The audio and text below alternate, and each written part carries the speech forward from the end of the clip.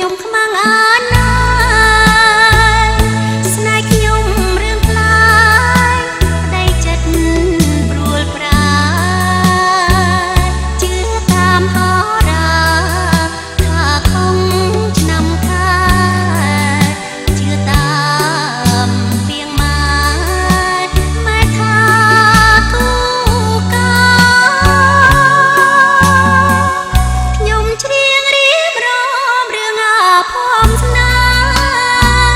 ហ៍រឿងប្រងកេងការបំភ្លេងប៉ុនដាំស្រឡាញ់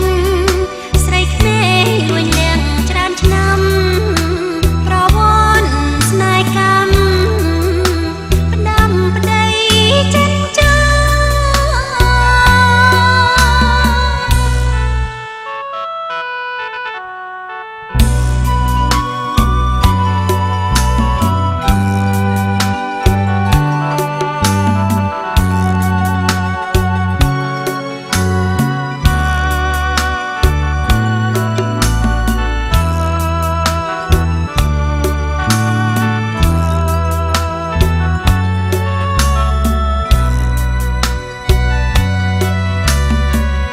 ទុំទាវរឿងចាំងខ្ញុំខ្មាំង